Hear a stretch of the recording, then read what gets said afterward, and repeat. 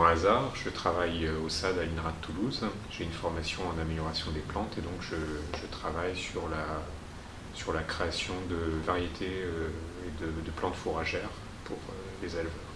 J'ai travaillé en sélection, je dirais, conventionnelle avec des entreprises privées. Et maintenant, je travaille directement avec des collectifs d'agriculteurs qui souhaitent créer leur propre variété.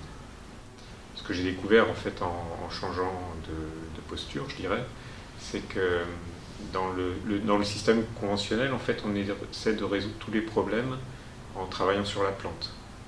Et par exemple, on prend une plante et on essaye de corriger tous ses défauts. Et on ne se pose pas la question de savoir s'il n'y a pas une autre espèce, par exemple, qui peut servir à d'autres usages et qu'on pourrait allier à cette plante-là. Quand on travaille directement avec les acteurs, on est tout de suite dans une approche systémique et donc on raisonne les espèces les unes par rapport aux autres dans un assolement, dans une rotation, ce qui permet de pouvoir utiliser les potentialités par exemple de chacune des espèces et pas forcément essayer de faire tout tenir dans une seule et même espèce.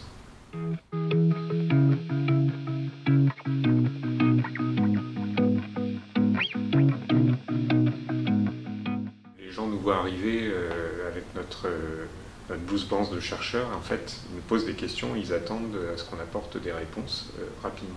Après, la deuxième chose, c'est de leur expliquer qu'en fait, on ne va pas juste prendre les questions, retourner dans notre labo, travailler et leur apporter les réponses, mais qu'on va essayer de travailler ensemble et de résoudre les problèmes qu'ils ont ensemble. Et ça, c'est un petit peu déroutant pour les gens sur le terrain, parce qu'en fait, la majorité des chercheurs restent dans une position d'expert quand ils travaillent avec les gens à l'extérieur. Dans le mode de financement de la recherche et la recherche sur projet, c'est quand même assez limitant dans le fait vraiment d'être innovant dans ce que l'on fait. Parce qu'en fait, on finance sur projet, donc en fait, on doit déjà décrire ce qu'on va obtenir et la façon d'y parvenir. Alors quand on travaille comme ça dans le monde réel, avec des acteurs de terrain qui ont leur logique propre, il y a plein de surprises qui surviennent et des trucs qui seront super intéressants. Il faut se donner les moyens, dans le cadre d'un projet qui est financé, de pouvoir explorer des pistes qu'on n'avait pas écrites dans le projet. Et en fait, là, pour l'instant, tout le monde reste crispé sur ce qu'on a écrit au départ. Et je pense qu'on a beaucoup d'opportunités d'innovation, de production de connaissances super avec ce mode de gestion de projet.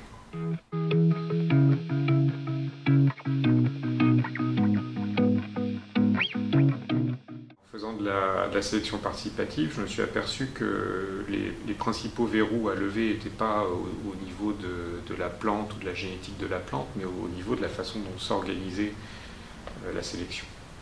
Donc à partir de ce moment-là,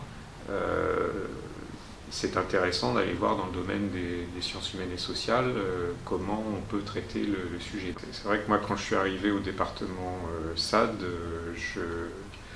j'ai eu toute une trajectoire, tout un apprentissage pour pouvoir travailler avec des collègues de sciences humaines et sociales. Dans un premier temps, déjà on conteste leur méthode, on ne voit pas de statistiques dans ce qu'ils font, donc c'est assez déroutant.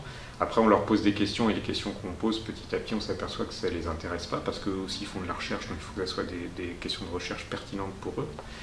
Donc ça demande du temps pour comprendre effectivement qu'ils font de la recherche, qu'ils ont leurs propres objectifs, enjeux, etc.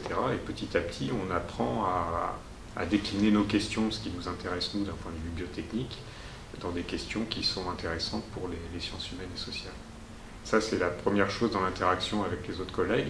Après, sur le terrain, ce qui, maintenant, pour moi, est fondamental, c'est vraiment que la demande vienne des partenaires de terrain avec lesquels on travaille. C'est-à-dire qu'à un moment donné, j'ai pu avoir la tendance de dire bon, j'ai envie de traiter une question et puis je vais essayer de trouver le collectif qui va bien pour travailler avec eux sur cette question et c'est moi qui ai amené la question. Et ça, je le ferai plus, quoi. Donc maintenant, j'observe, donc ça demande aussi de connaître ce qui se fait sur le terrain pour trouver à un moment un collectif qui pose la question. Maintenant, les gens viennent me chercher pour traiter les questions parce qu'ils m'ont identifié comme étant la personne ressource pour faire ça. S'il n'y a pas de questions sur le terrain, il ne faut pas y aller.